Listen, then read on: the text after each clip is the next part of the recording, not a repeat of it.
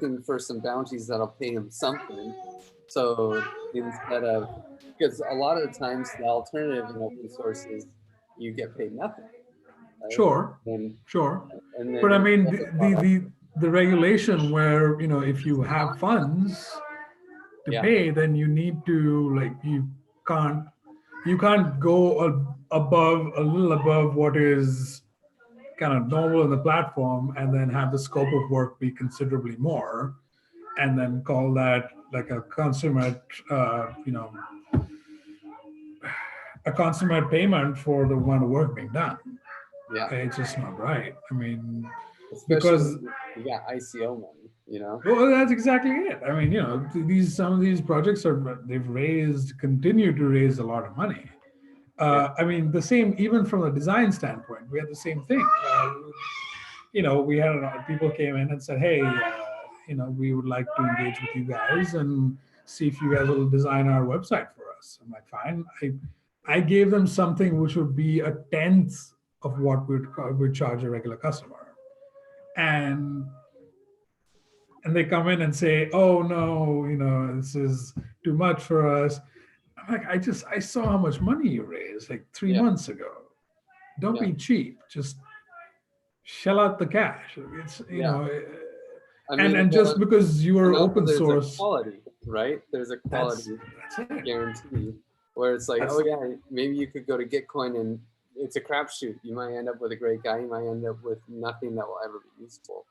And the thing, what this does also is that you have a bunch of freelancers who are basically competing against each other, underbidding and undercutting each other, till the point where these guys are getting, like I said, getting work done for pennies on the dollar. Yeah, And it kind of, in my opinion, totally messes with the ethos of the community, the work that they're doing. But yeah, yeah, that's a problem. it is. I Yeah, so and honestly, that whole bounty culture kind of ruined the Give It Dap anyway. We started mm, doing a bunch of bounties, and then different people were doing different code with different style, and it became a mess. yeah, yeah. Well, we were going to change the subject. So yeah, just I got to leave in 10 minutes. So if you just hear me out for a second, Yeah. I wanted to uh, ask a couple of things. So one is, I saw the Kanban board on ZenHub, and is that we just have the one, right? It kind of constitutes everything, Mm-hmm. right? So I want to explore if there's a way to separate out tasks based on kind of the major subcategories. I think it might be easier for people who are contributing to go and say, okay, everything to do with the red has to do with illustrations, everything to do with green has to do with cadCAD, everything to do with blue has to do with the narrative, because those seem to be the three major chunks of work. It'll make it easier to navigate. Second thing I want to do is I want to start populating this board with tasks that are in the chat, but just to make it more streamlined, maybe it would be worthwhile to sit down with the heads of each of these kind of subcategories to see what they need. Yeah. Because I mean, honestly, I'm not excited to go through 3 months of chats and try and kind of scrape data, and I just neither have the time nor the motivation to do that. And I think that's also like old. It's not current. So I think speaking with the subheads I think I to. can cover everything except for what Andrew's working on to some extent. Okay, So that's cool. if Andrew's, I mean, since we're here right now, Andrew, what are the next steps for the cadCAD model? The next step is basically, like right now what I'm doing is rewriting conviction cadCAD 3. And I need to rewrite it because if we use the object-oriented like commons and bonding curve in there, then we need to make changes to the code, and the code is already hard to understand in the first place. So yeah, I'm basically just massaging it, moving functionality here and there. So yeah, that's my rewrite, and once that is done, we can actually use it in the back end of the server. And what's your kind of time frame? What are your requirements for manpower, for just resources from the organization itself? What do you qualify as like the endpoint, completion, point of completion in some sense? Just I think yeah. like to finish writing, to finish the conviction cadCAD 3 would take about 1 or 2 more days. By days, I mean 8 hours. So And I'm then, going to say a week. Is that yeah. about And right? then usually after that, there's a phase where you find there are things which you could clean up or done better. So QA and That, testing. yeah, that kind of stuff. And that takes a few more days. And then we can do the integration into the server thing. Okay, and that's probably what, a couple of days more. Yeah, Okay.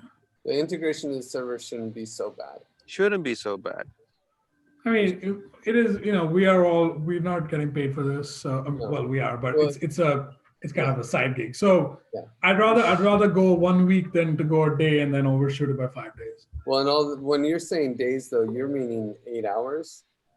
Well, I mean 8 hours, yeah. Yeah. So given that the average engagement is 8 hours a week, I'm just going for days too.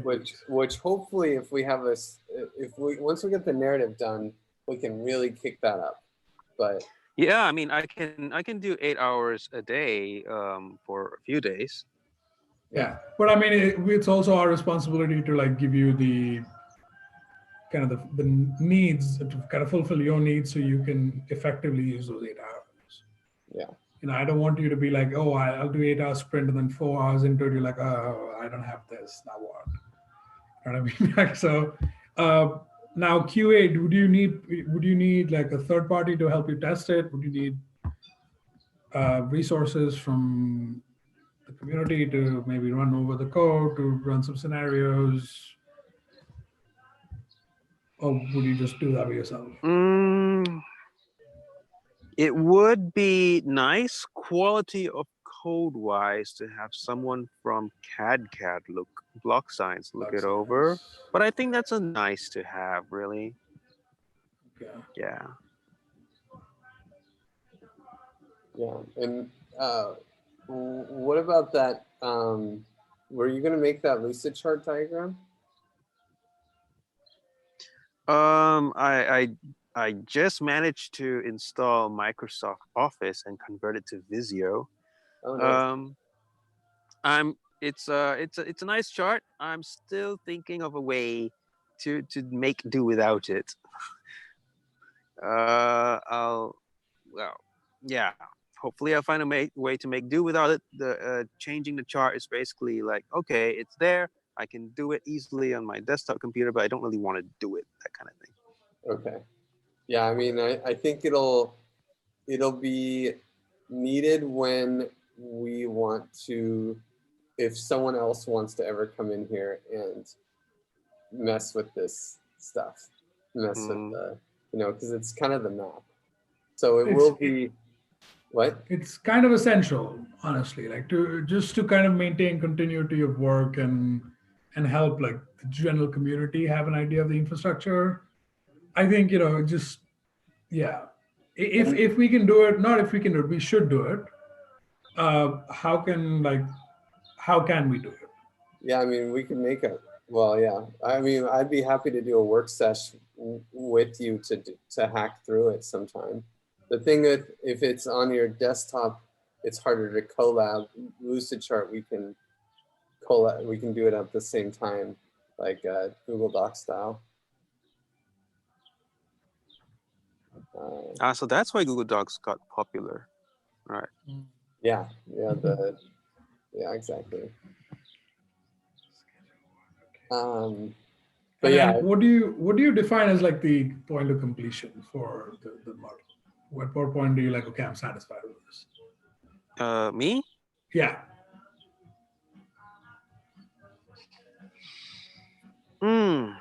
Well, first of all, the conviction cadCAD 3 has to be rewritten, and secondly, it needs to be in a way written in such a way that I feel that it's easy for someone to get the concept without really having to know the concept beforehand. Like, he looks at the code, then he can figure out what is going on instead of needing a separate call with someone to tell him what's going on before I can understand the code.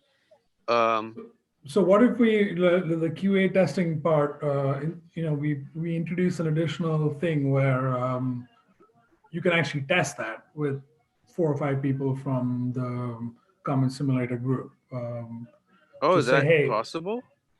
I'll do it. Heck. I think that'd be easy because lots of people Yeah. want to see the cadCAD code for augmented Yeah. bonding curve conviction voting. And if you really think that it would be great for someone from block science to kind of have a look at it, we can ask. And if it takes a little bit of funds, I'm sure we can kind of divert some there. So we have quality of work set up. But yeah, I think maybe between like the completion or what you deem as complete and the QA testing, we should just throw some like user testing in between, and Yeah, just have so people say, you have 2 or 3 days to just look at it, send comments, and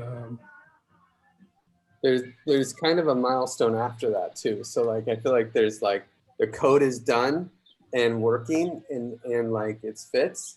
Like you can read the code and it works and you can run simulations. And then there's optimizing it for our use case, which is a second milestone after this, where it's like, okay, now we have to pick parameters so that when people actually start moving sliders and choosing what parameters they want, it's intelligent, it like actually makes sense. So like would that be a good point to talk to someone from block science, given that they understand the model side of it and the complex systems side of things? yeah, it might be good to get their advice on how to optimize and tune these models, because there's going to be a lot of moving parts for sure. So basically we're going to be changing parameters more than changing algorithms or Yes. simulation. Okay. Yeah. But like the kind of range within which the parameters will change, I think would be. Yeah, exactly. We have to determine, so like there's 6 parameters that the user chooses, and we have to determine a range for those parameters. And ideally, when they choose, if they choose all these parameters and then they go back and just move one, it will always have some kind of impact. There shouldn't be one parameter that we ask the user to choose and then it's completely negligible, right? But we're only asking the user to choose 6 parameters when there's probably 30. So we get to pick the other 24 parameters in a way where either some of those might be somehow affected by the choice that's made by the user, or they're just chosen in a way where the other parameters have importance. But it would really suck if we optimize it in a way where we ask them to pick the number of proposals that it starts with, and that has absolutely no outcome, no impact on the outcome of the results. Do we know if that will make an outcome right now, though?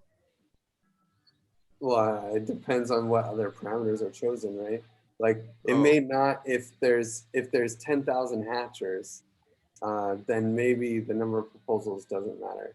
But that would mean, oh, well, we should never let there be 10,000 hatchers. There should only ever be, 100 max or something.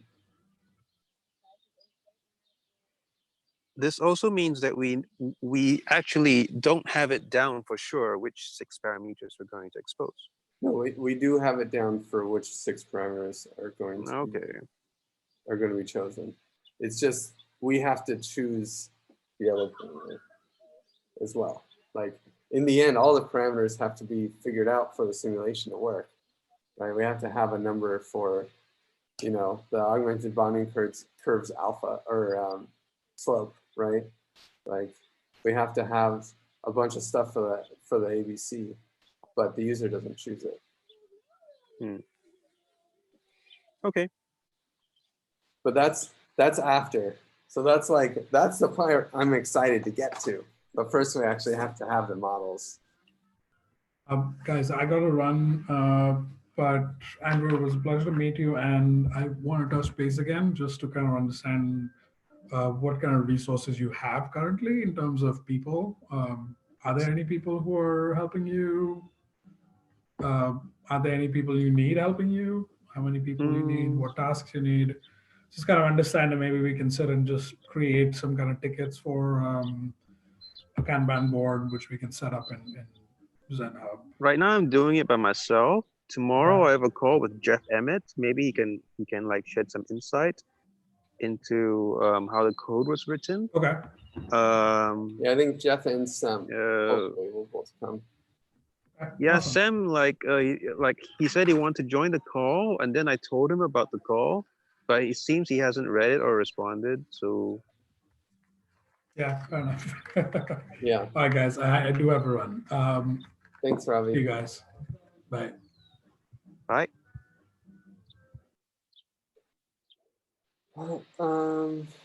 Okay. Well, All right. So I guess we should end it here too then.